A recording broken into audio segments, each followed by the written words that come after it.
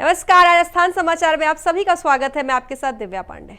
Bulletin की शुरुआत करेंगे। खबर जोधपुर से है, जहां बिहार के राज्यपाल आरिफ मोहम्मद खान एक दिवसीय दौरे पर हैं। एयरपोर्ट पर राज्यपाल खान ने मीडिया से बात करते हुए पहलगाम की आतंकी घटना और ऑपरेशन सिंदूर को लेकर कहा है कि पहली बार पक्ष विपक्ष पूरी देश एकजुट खड़ा नजर आया है। ऐसी घटनाएं कहीं नहीं होनी चाहिए, इसलिए भारत ने पूरे विश्व को दिखाया है कि आतंकवाद को समर्थन नहीं किया जाएगा। तो वही एयरपोर्ट से सीधे सर्किट हाउस पहुंचे, जहां गार्ड ऑफ ऑनर के बाद मीडिया से बात की और कहा कि ऑपरेशन सिंदूर के जरिए भारत ने न केवल पाकिस्तान बल्कि पूरे विश्व को दिखाया है कि कश्मीर का मुद्दा हो या पाकिस्तान का, पीछे नहीं हटेंगे। साथ ही उन्होंने कहा कि पक्ष और विपक्ष पूरा एक साथ था।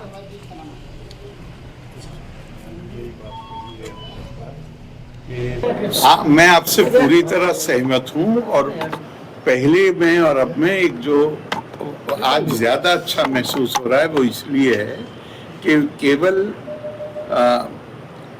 पाकिस्तान को नहीं बल्कि पूरी दुनिया के थ्रू भी अब पाकिस्तान को संदेश जा रहा है कि भारत अब इस तरह की गतिविधियों को बर्दाश्त नहीं करेगा और पूरा देश बिल्कुल एक व्यक्ति बन के खड़ा हुआ। हमारा नेतृत्व, हमारे प्रधानमंत्री, हमारी सेना, उनके लिए एक नया सम्मान और आदर पैदा हुआ है। और मुझे ये भी बहुत ही महत्वपूर्ण लगता है कि इस वक्त पूरे पक्ष और प्रतिपक्ष दोनों के संसद सदस्य दुनिया के विभिन्न देशों में हैं और वो उनका जाने का उद्देश्य यही है कि वो भारत का जो इस वक्त का ये संदेश है इसे पूरी दुनिया को कन्वे करें, सिर्फ पाकिस्तान को नहीं, पूरी दुनिया को, ताकि उनके माध्यम से पाकिस्तान को भी ये बात साफ हो जाए कि अब इस तरह की गतिविधियों को बर्दाश्त नहीं किया जाएगा। प्लीज आप समझते, आजादी के बाद ये पहला अवसर जब पूरा देश एक है, विपक्ष एक है, जनता एक है, सब पहले भी हमेशा संकट के वक्त एक हुए हैं, लेकिन इस बार उसमें जो उसकी जो ऊर्जा है एकता की वो कुछ ज्यादा ही है। हर बार खड़े हुए हैं, एक होके ही खड़े हुए हैं जब भी संकट की घड़ी आई है। अब हो सकता है कि इस वक्त चूंकि पूरी दुनिया में एक तो ये कि पहले बहुत सारी चीज़ें हमें पता नहीं चल पाती थी, अब मीडिया गांव-गांव पहुंच गया है, तो अब हमें वो ज़्यादा पता चल रहा है। पूरा देश एक होकर बन के खड़ा हुआ है। तो वही खबर अलवर से है, जहां केंद्रीय पर्यावरण मंत्री और अलवर सांसद भूपेंद्र यादव ने अपने अभिनव नवाचार सांसद संपर्क संवाद यात्रा का आयोजन कर ग्रामीणों से संवाद कर उनकी परिवेदनाओं को सुनकर मौके पर ही उसका निस्तारण किया। साथ ही केंद्र और राज्य सरकार द्वारा चलाई जा रही विभिन्न योजनाओं की जानकारी देकर उन योजनाओं का लाभ प्राप्त करने के लिए जागरूक किया। तो वही केंद्रीय मंत्री ने कहा कि सांसद संपर्क संवाद यात्रा और धन्यवाद कार्यक्रम के तहत प्रत्येक गाँव तक पहुंचकर ग्रामवासियों से रूबरू होकर उनकी समस्याओं के समाधान करने के साथ केंद्र और राज्य सरकार की योजनाओं से लाभान्वित कराने के लिए यह कार्य निरंतर जारी रहेगा। उन्होंने कहा कि शिक्षा, स्वास्थ्य, खेल कई विषयों पर समृद्ध प्रयास करने के साथ विकास को गति प्रदान की जाएगी। विकास की गंगा बह रही है। अगर मैं इसको कह दूं कि अलवर जिले में पिछले 1 वर्ष से जो हमारे बीच में सांसद जन सुनवाई सांसद बनने के बाद मेरे मन में भावना थी कि एक बार तो सभी पंचायतों तक जाना चाहिए। लोग कहते हैं कि इस गांव में आपको वोट नहीं मिला, उस गांव में भी आपको वोट नहीं मिला। मेरे को किसी गांव में 0 वोट नहीं मिला, मेरे को 2 वोट भी मिले तो 2 तो मिले, तो 2 के लिए भी मैं जाऊंगा गांव में, इसलिए हर गांव में जाऊंगा। और उन 2 लोगों की भी जिम्मेदारी है। अगर 2-2, 5-5, 10-10, 100-100, 150-150 वोट नहीं मिलते तो कहां से इतने वोट आते। और इसलिए मैं राजगढ़ के लोगों का भी तहे दिल से शुक्रिया अदा करना चाहूंगा कि आपने भी जो वोट दिए वो भी मेरी जीत में बड़े सहायक बने, इसलिए मैं आप सबको हृदय से धन्यवाद देता हूं। और मैं इसलिए भी धन्यवाद देता हूं कि आपने सांसद बनाया तो प्रधानमंत्री जी ने मेरे पे कृपा करी, मेरे को मंत्री बनाया। आखिरी नंबर काट देते तो ऊपर कहाँ आता। और मैं हृदय से प्रधानमंत्री जी को धन्यवाद देता हूं। और मैं तो अपना सौभाग्य मानता हूं कि मेरे को उन माननीय प्रधानमंत्री नरेंद्र मोदी जी के नेतृत्व में काम करने का अवसर मिला है, जिन्होंने एक लंबे समय के बाद दुनिया में यह संदेश दिया है कि भारत अब कोई धर्मशाला नहीं है।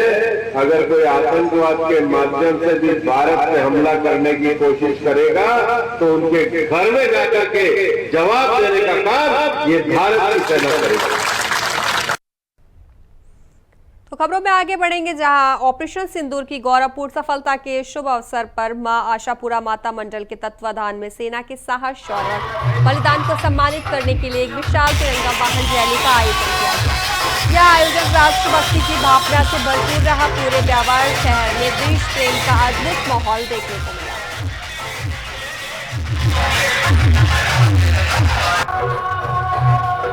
आपको बता दें, ऑपरेशन सिंदूर की सफलता पर तिरंगा यात्रा निकाला गया, जहां देश प्रेम का अद्भुत माहौल देखने को मिला ब्यावर में।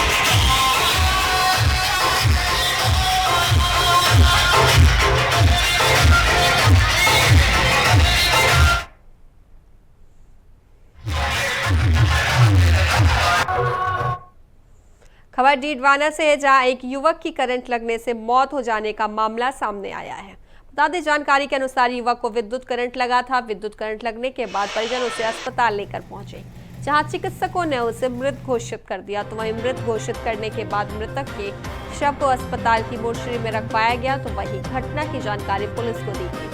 बता दें, पुलिस ने मौके पर पहुंचकर घटनाक्रम की जानकारी ली और आगे की कार्रवाई में जुटी।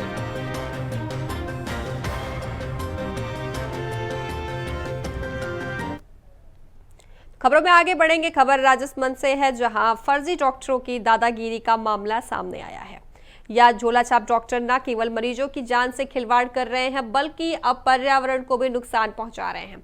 आरोप है कि यह तथाकथित डॉक्टर मनमाने तरीके से इलाज करने के साथ साथ बायोमेडिकल वेस्ट को भी इधर उधर खुले में फेंक रहे हैं। तो वहीं स्थानीय लोगों के अनुसार सड़क किनारे बायोमेडिकल वेस्ट फेंका जा रहा है, लेकिन प्रशासन इस पर गंभीर मामले पर कोई ध्यान नहीं दे रहा है।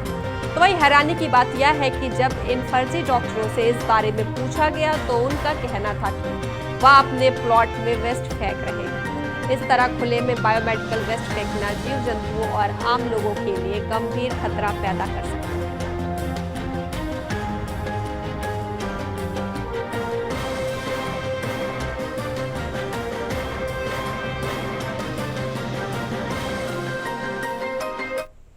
खबरों में आगे बढ़ेंगे। खबर प्रतापगढ़ से है, जहां इतिहास में यह पहला अवसर है जब कोई युवा यूपीएससी की प्रतिष्ठित कंबाइंड डिफेंस सर्विसेज परीक्षा में चयनित होकर सेना अधिकारी बनने जा रहा है। बता दें आपको, धनाक्षत राठौर ने 2024 की सीडीएस परीक्षा में ऑल इंडिया रैंक 239 हासिल कर जिले का नाम राष्ट्रीय स्तर पर रोशन किया है। तो यहाँ बता दें, धनाक्षत की सफलता केवल उनके कठिन परिश्रम का परिणाम नहीं, बल्कि उनके जीवन की चुनौतियों को जूझने की ताकत का भी परिचय है।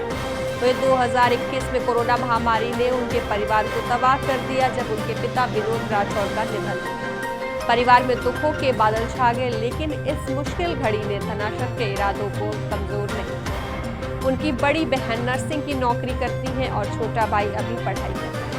ऐसे में घर की जिम्मेदारियां भी बढ़ गई, लेकिन धनाक्षत ने कभी हार नहीं मानी।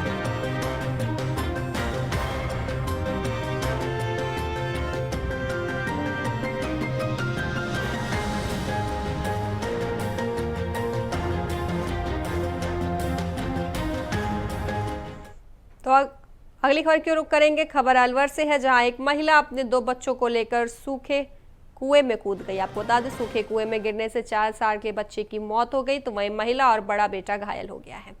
महिला और उसके बड़े बेटे को कुएं से निकालकर अस्पताल में भर्ती कराया गया है। तो आपको बता दें, पुलिस ने छोटे बच्चे के शव को लेकर पोस्टमार्टम के लिए भेज दिया है।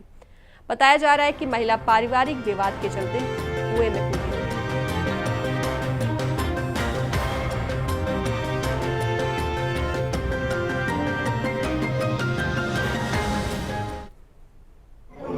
आज दिनांक 26/5/2025 को सुबह गांव सालोली से सूचना मिली कि एक महिला 2 बच्चों को लेकर खो गई है।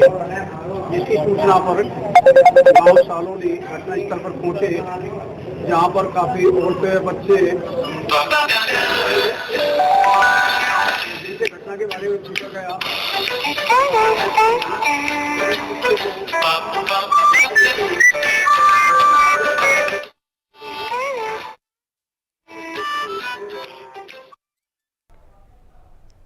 अगली खबर की रुख करेंगे। खबर बांसवाड़ा से है, जहां एक युवक ने उसकी पत्नी के पीहर पक्ष के कुछ रिश्तेदारों पर पत्नी को जबरन उसके घर से मारपीट कर ले जाने का आरोप लगाते हुए थाने में मुकदमा दर्ज करवाया है।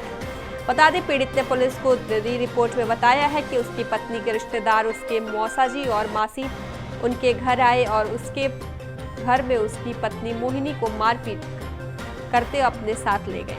वहीं पति ने पत्नी की जान खतरे में बताते हुए थाने में मामला दर्ज कराया।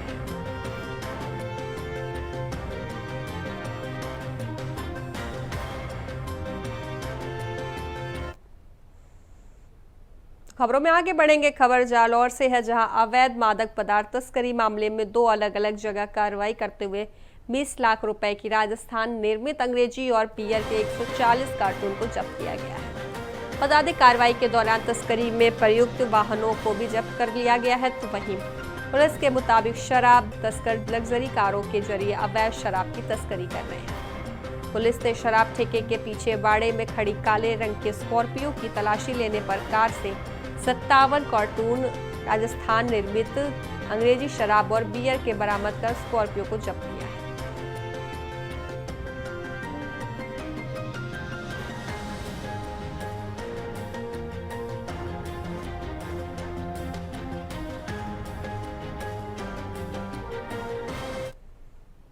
तो वही खबर नसीराबाद से है, जहां एरिया डोमिनेशन अभियान के तहत पुलिस ने बड़ी कार्रवाई की है। बदमाशों और संदिग्धों के चिन्हित ठिकानों पर पुलिस ने छापेमारी की है। आपको बता दें, बाइक चोर, स्नेचर्स सहित संदिग्धों के ठिकानों पर छापेमारी की गई है।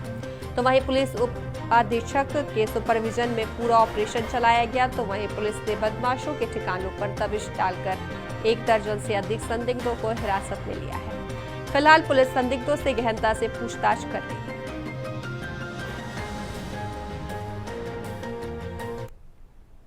तो वहीं खबर श्री गंगानगर से है, जहां पुलिस और जिला विशेष टीम ने बड़ी कार्रवाई की है।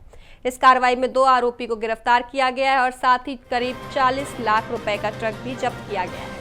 बता दें, पुलिस ने करीब 62 लाख रुपए की 691 पेटी अवैध शराब की बरामद की है। तो वहीं ट्रक में पशु आहार के नीचे पंजाब निर्मित अंग्रेजी शराब की भरी हुई थी।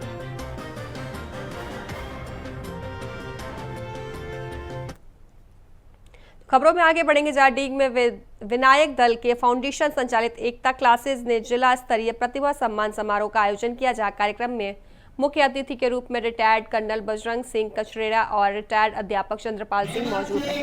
वहीं अतिथियों ने दीप प्रज्वलन कर कार्यक्रम का शुभारंभ किया। इस दौरान छात्र छात्राओं ने सांस्कृतिक कार्यक्रम प्रस्तुत किए। तो आपको बता दें, वही विनायक फाउंडेशन के संचालक सुनील चाहर और संयोजक लोकपाल फौजदार और उनकी टीम ने विशेष अतिथि पूर्व CDPO मोहन स्वरूप को माला, दुपट्टा और स्मृति चिन्ह देकर सम्मानित किया।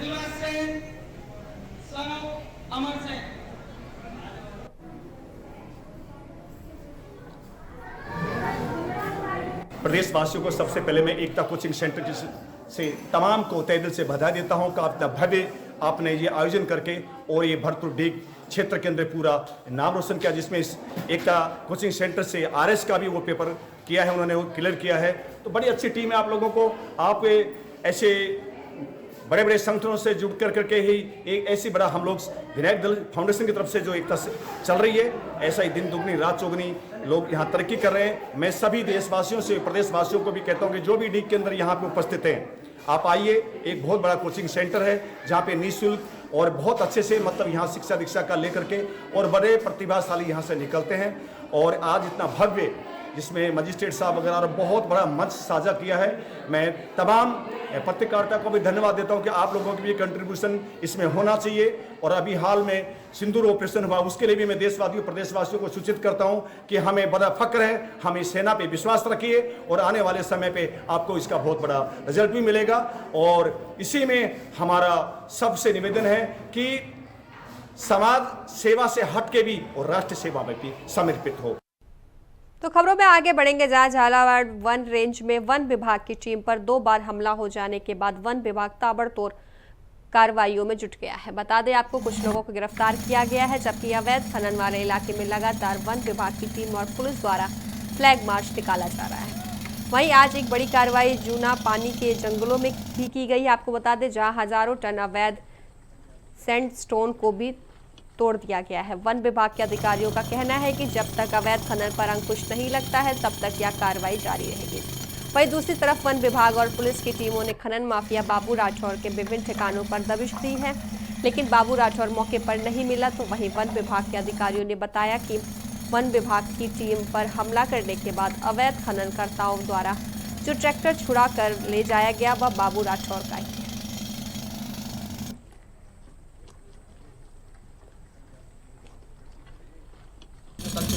कल जो वन विभाग के ऊपर हमला किया गया था, उसके अंदर जो कल्पिता पाई गई थी बाबू राठौर और बाकी वाले लोग जो यहाँ से आए थे जूना पानी जो अवैध माइनिंग के अंदर लिप्त हैं, उनका काम है पर्टिकुलर ये माफिया जो गैंग चल रहा है यहाँ पे, उनके द्वारा वन विभाग की टीम के ऊपर हमला किया गया। उसके बाद से कंटिन्यू वन विभाग की टीम के द्वारा और पुलिस की टीम के द्वारा दबिश दी जा रही है। आज फ्लैग मार्च भी निकाला गया पूरे गाँव के अंदर। और दूसरी चीज़ यहाँ पे कल भी हम लोगों ने एक अपराधी जो इसके अंदर था हमला किया गया था, हमलावर था, उसको पकड़ा था। आज भी जब दबिश दी गई तो वन विभाग की टीम और पुलिस विभाग की टीम के द्वारा एक और अपराधी को हम लोगों ने डिटेन करा, वहाँ पे डिटेन किया गया। और बाकी यहाँ पे जो भी माइनिंग वाले जिन्होंने इतना सारा कर रखा वो माल को ध्वस्त किया जा रहा है। यहाँ पे मौके पर कार्रवाई कंटिन्यू चालू रहेगी जब तक ये अवैध माइनिंग करता उनके द्वारा प्रॉपर तरीके से बंद नहीं हो जाती।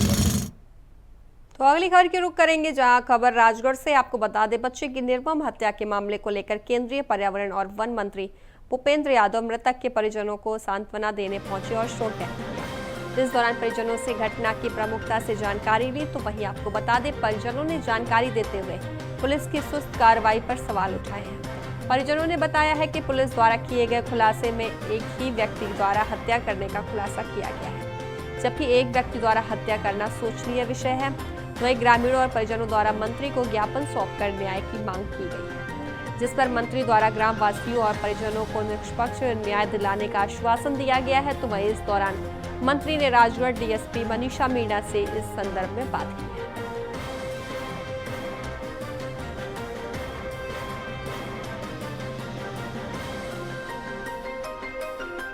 आपको बता दें, राजगढ़ से खबर है, जहां मृतक के परिजनों से वन मंत्री भूपेंद्र यादव मिलने पहुंचे, जहां परिजनों को उन्होंने कार्रवाई का आश्वासन दिया है। वहीं परिजनों ने उन्हें ज्ञापन भी सौंपा है, जहां उन्होंने पुलिस की सुस्त कार्रवाई के बारे में भी बताया है।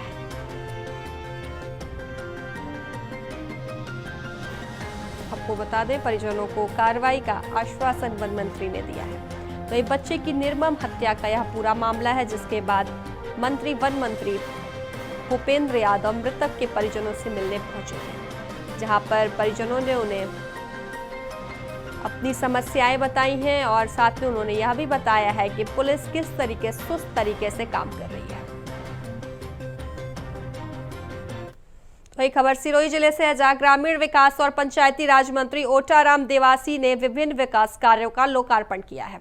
साथ ही जिले के विभिन्न क्षेत्रों में जन सुनवाई भी की है। तो बता दें आपको, कार्यक्रम को संबोधित करते हुए राज्य मंत्री ने कहा है कि केंद्र और राज्य सरकार द्वारा संचालित विभिन्न योजनाओं के तहत जिले में विकास कार्य करवाए जा रहे हैं। वहीं राज्य मंत्री को अपने बीच पाकर ग्रामीण भी बेहद उत्साहित नजर आए। तो बता दें आपको, खबर सिरोही से है, जहां राज्य मंत्री ने विकास कार्यों का लोकार्पण किया है। इसके बाद विभिन्न क्षेत्रों में जाकर उन्होंने जन सुनवाई भी की है। तो वही ग्रामीण ने राज्य मंत्री का धन्यवाद भी किया है। आपको बता दें, राज्य मंत्री के पहुंचने के बाद ग्रामीणों ने उनका धन्यवाद किया है।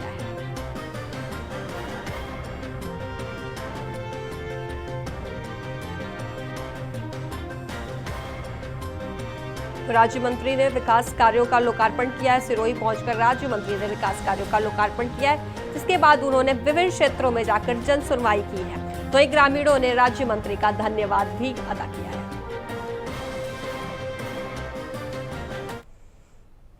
खबरों में आगे बढ़ेंगे। खबर बाड़मेर से है, जहां कांग्रेस की जय हिंद सभा का आयोजन किया। आपको बता दें, वीरेंद्र धाम मेमोरियल छात्रावास परिसर जय हिंद सभा में हुई, जहां पूर्व मंत्री हेमाराम चौधरी, बाड़मेर सांसद उमेदाराम बेनीवाल सहित विभिन्न कांग्रेस कार्यकर्ताओं ने शिरकत की। तो आपको बता दें, खबर बाड़मेर से, जहां जय हिंद सभा का आयोजन किया गया। पूर्व सीएम सहित कई कांग्रेस नेता इस आयोजन में मौजूद रहे। तो वहीं वीरेंद्र धाम मेमोरियल छात्रावास परिसर में इसका पूरा आयोजन किया गया है।